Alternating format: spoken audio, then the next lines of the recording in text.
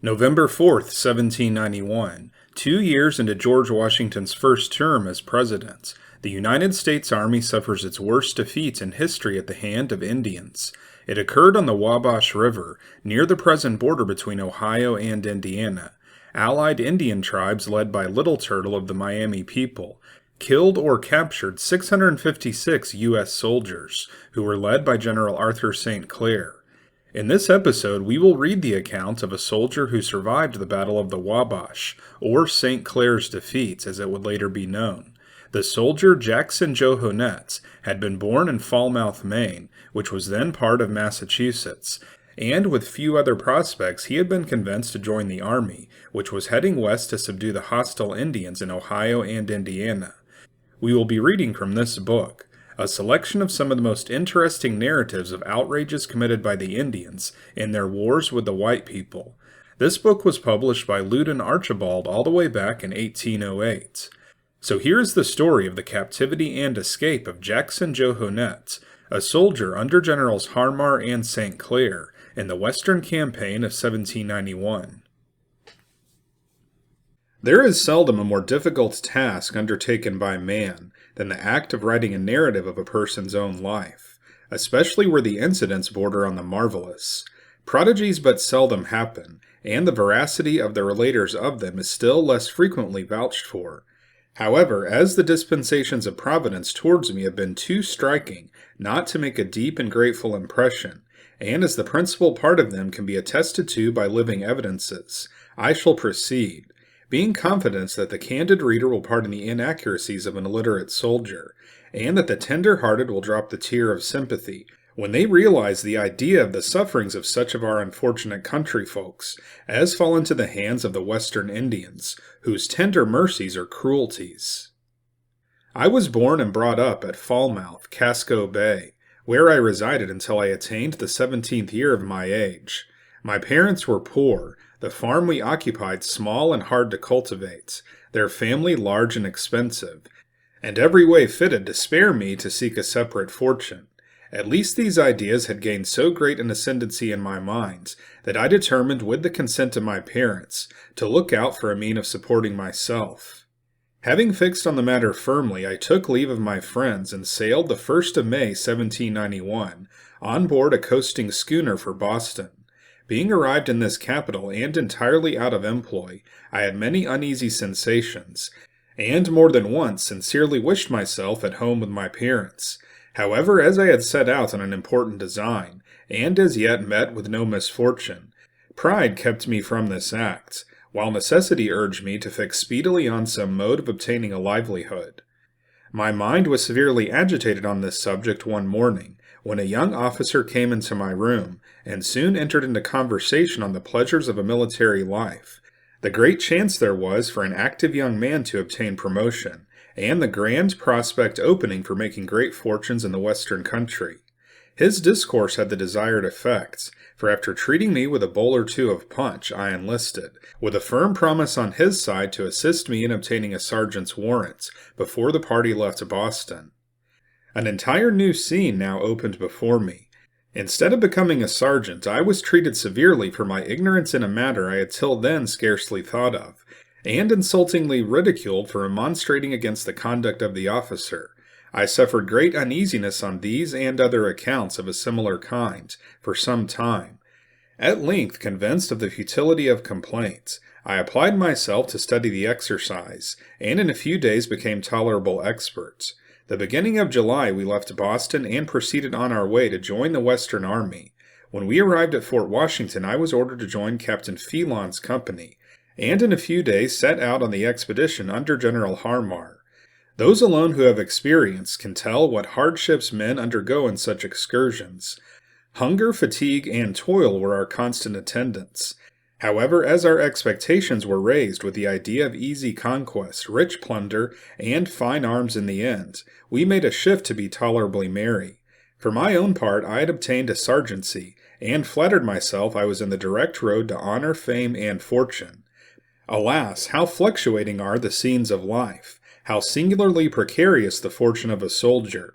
Before a single opportunity presented, in which I could have a chance to signalize myself, it was my lot to be taken in an ambuscade by a party of Kickapoo Indians, and with 10 others constrained to experience scenes, in comparison of which our former distresses sunk into nothing. We were taken on the bank of the Wabash, and immediately conveyed to the upper Miami, at least such of us as survived.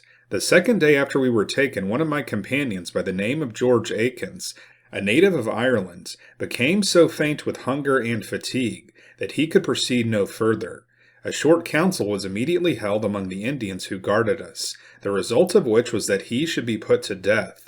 This was no sooner determined than a scene of torture began. The captain of the guard approached the wretched victim, who lay bound upon the ground, and with his knife made a circular incision on the skull. 2 others immediately pulled off the scalp.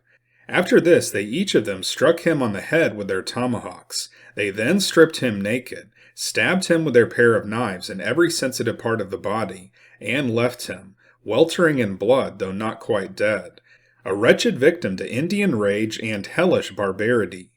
We were 8 days on our march to the upper Miami, during which painful travel no pen can describe our sufferings of hunger, thirst, and toil. We were met at the entrance of the town by about 500 Indians, besides squaws and children, who were apprised of our approach by a most hideous yelling made by our guard, and answered repeatedly from the village. Here we were all severely beaten by the Indians, and 4 of our number, James Durgee of Concord, Samuel Forsyth of Beverly, Robert Deloy of Marblehead, and Uzzah Benton of Salem, who all fainted under their heavy trials, were immediately scalped and tomahawked in our presence, and tortured to death with every affliction of misery that Indian ingenuity could invent. It was the 4th of August when we were taken, and our unhappy companions were massacred the 13th. News was that day received of the destruction of Languille, etc., of General Harmar's army. Numbers of scalps were exhibited by the warriors, and several prisoners, among whom were 3 women and 6 children, carried through the village destined to a Kickapoo settlements, further westward. The 15th of August, 4 more of my fellow prisoners, Lemuel Saunders of Boston, Thomas Tharp of Dorchester, Vincent Upham of Mystic, and Younglove Croxall of Abington, were taken from us, but whether they were massacred or preserved alive I am unable to say. After this, nothing material occurred for a fortnight, except that we were several times severely whipped on the receipt of bad news, and our allowance of provisions lessened, so that we were apprehensive of starving to death, if we did not fall an immediate sacrifice to the fire or tomahawk, but heaven had otherwise decreed. On the night following the 30th of August, our guard, which consisted of 4 Indians, tired out with watching, laid down to sleep, leaving only an old squaw to attend us. Providence so ordered that my companion had by some means got one of his hands at liberty, and having a knife in his pocket, soon cut the withes that bound his feet, and that which pinioned my arms, unperceived by the old squaw, who sat in a drowsy position, not suspecting harm over a small fire in the wigwam. I ruminated but a few moments on our situation. There was no weapon near us except my companion's knife, which he still held. I looked on him to make him observe me, and the same instant sprung and grasped the squaw by the throat, to prevent her from making a noise, and my comrade in a moment cut her throat from ear to ear, down to the neck bone. He then seized a tomahawk and myself a rifle, and striking at the same instant dispatched 2 of our enemies. The sound of these blows awakened the others, but before they had time to rise, we renewed our strokes on them, and luckily to so good effect as to stun them. And then, repeating the blow, we sunk a tomahawk in each of their heads, armed ourselves completely, and taking what provisions the wigwam afforded, we committed ourselves to the protection of Providence, and made the best of our way into the wilderness. The compass of a volume would scarce contain the events of our progress through the wilderness, but as they were uninteresting to any but ourselves, I shall only observe generally that the difficulties of the journey were too great to have been endured by any who had less interest than life at stake, or a less terrible enemy than Indians to fear. Hunger, thirst, and fatigue were our constant companions. We traveled hard day and night, except the few hours absolutely requisite for repose, that nature might not sink under her oppression, at which period one constantly watched while the other slept. In this tiresome mode we proceeded until the 15th of September, having often to shift our direction on account of impassable bogs, deep morasses, and hideous precipices, without meeting any adventure worthy of note. On the morning of the 15th, as we were steering nearly a north course in order to avoid a bog that intercepted our course southeast, we found the bodies of one old man, a woman, and 2 children newly murdered, stripped, and scalped. This horrid spectacle chilled our blood. We viewed the wretched victims, and from what we could collect from the circumstances, concluded that they had been dragged away from their homes, and their feet being worn out, had been inhumanly murdered, and left weltering in their blood. We were at a great loss now to determine what course to steer. At length we pitched up on a direction about northwest, and walked on as fast as possible to escape the Indians, if practicable. About noon this day we came to a good spring, which was a great relief to us, but which we had great reason a few minutes after to believe could be the last of our earthly comforts. My companion Richard Sackville, a corporal of Captain Newman's company, stepped aside into the thicket on some occasion, and returned with the account that a few rods distant he had discovered 4 Indians, with 2 miserable wretches bound, sitting under a tree eating, and that if I would join him he would either relieve the captives or perish in the attempt. The resolution of my worthy comrade pleased me greatly, and as no time was to be lost we set immediately about the execution of our design. Sackville took the lead, and conducted me undiscovered within 50 yards of the Indians. 2 of them were laid down with their muskets in their arms, and appeared to be asleep. The other 2 sat at the head of the prisoners, their muskets resting against their left shoulders, and in their right hands each of them a tomahawk over the heads of their prisoners. We each chose our man to fire at, and taking aim deliberately had the satisfaction to see them both fall. The others instantly started, and seeming at a loss to determine from whence the assault was made, fell on their bellies, and looked carefully around them to discover the best course to take. Meantime we had recharged, and shifting our position a little, impatiently waited their rising. In a minute they raised on their hands and knees, and having, as we supposed, discovered the smoke of our guns rising above the bushes, attempted to crawl into the thicket on the opposite side. This gave us a good chance, and we again fired at different men, and with such effect that we brought both of them down. One lay motionless, the other crawled along a few yards. We loaded in an instant and rushed towards him, yet keeping an eye on him as he had reached his comrade's gun, and sat upright in a posture of defense. By our noise in the bushes he discovered the direction of fire. Alas, too fatally, for by his fatal shot I lost my comrade and friend Sackville. At this moment the 2 prisoners who were close pinioned endeavored to make their escape towards me, but the desperate Indian again fired, and shot one of them dead. The other gained the thicket within a few yards of me. I had now once more got ready to fire, and discharged at the wounded Indian. At this discharge I wounded him in the neck, from whence I perceived the blood to flow swiftly, but he yet undauntedly kept his seat, and having newly charged his guns, fired upon us with them both, and then fell, seemingly from faintness and loss of blood. I ran instantly to the pinioned white man, and having unbound his arms, and armed him with the unfortunate Sackville's muskets, we cautiously approached a few yards nearer the wounded Indian, when I ordered my new comrade to fire, and we could perceive the shot took effect. The Indian still lay motionless.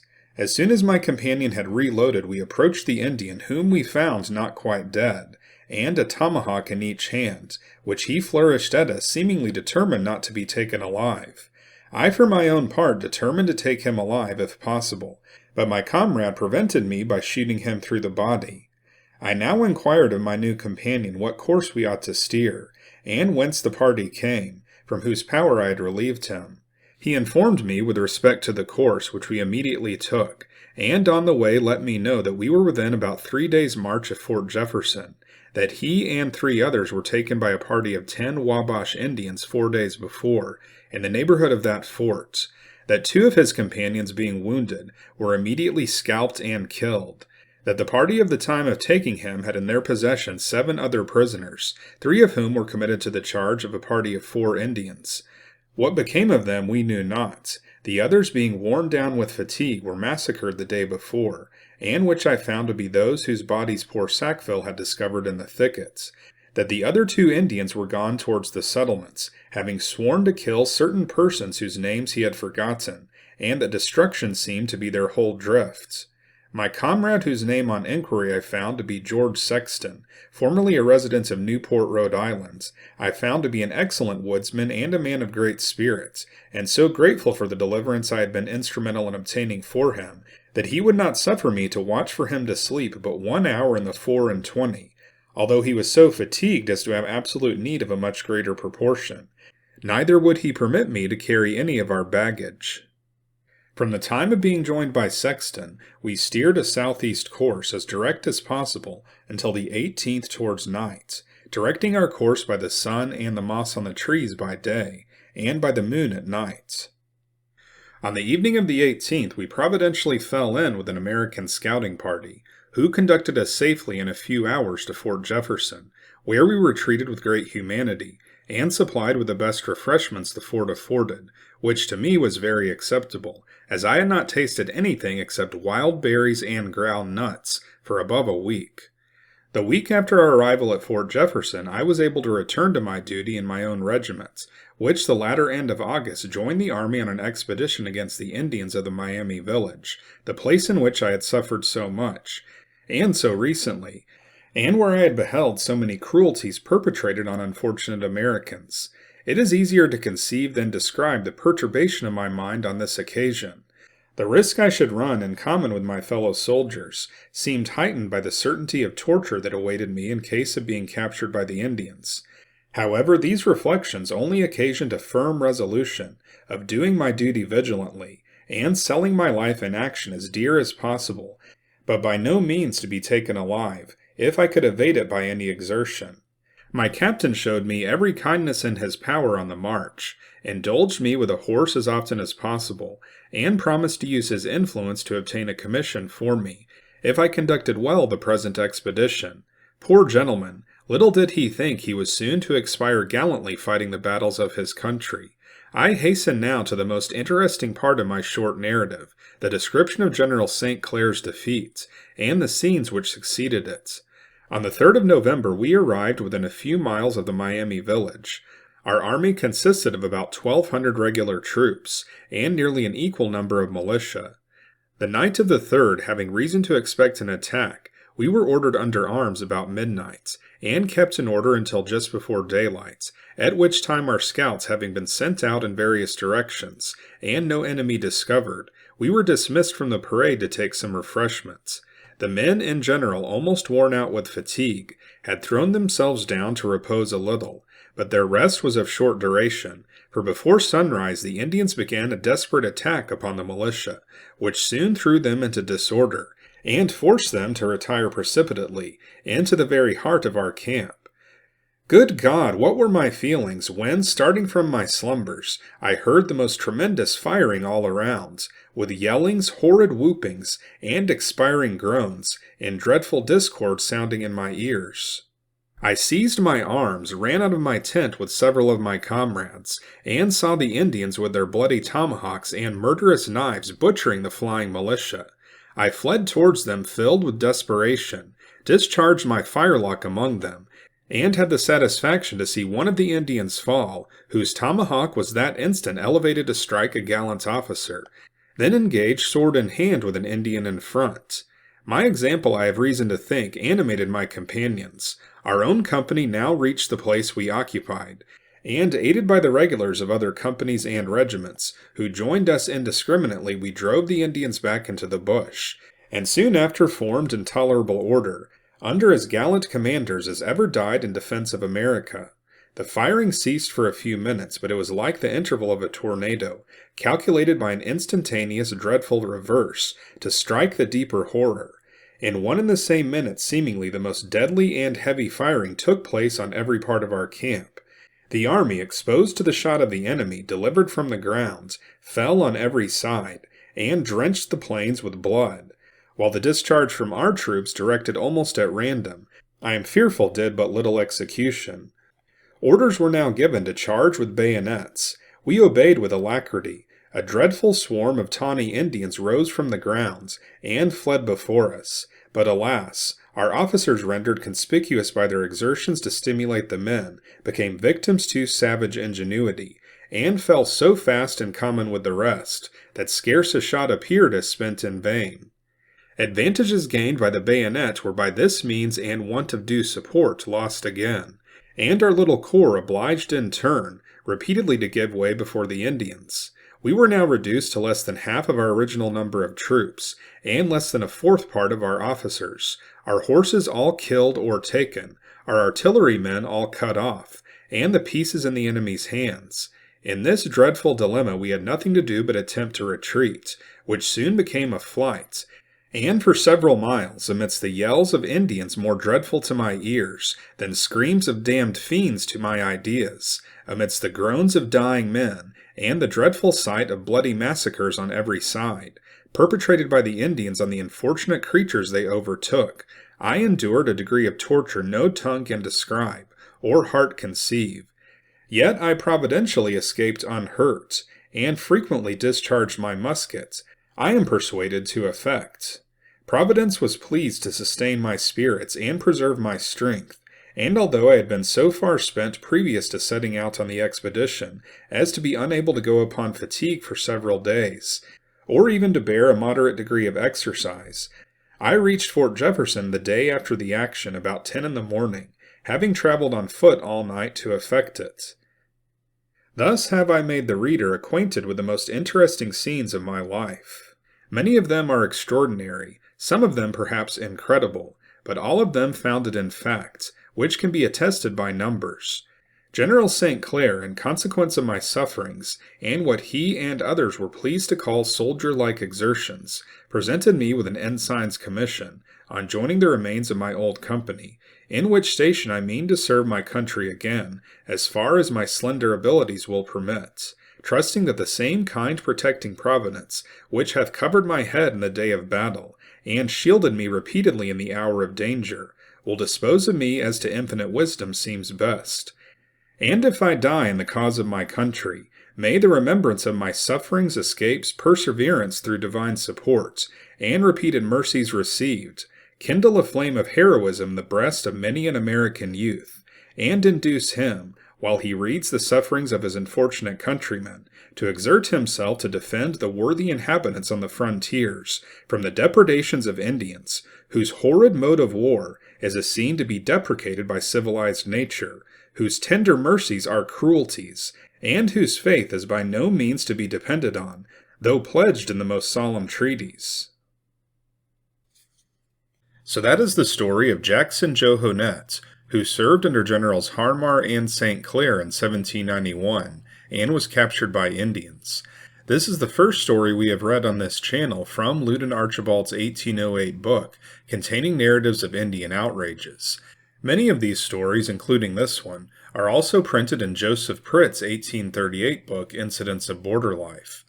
I was excited to read this story on this channel. However, this was one story that I could find very few records on outside of this book. There is also a Wikipedia page devoted to the claim that this story of Jackson Johonnet was probably made up, although many of the details such as the defeat of General St. Clair are true.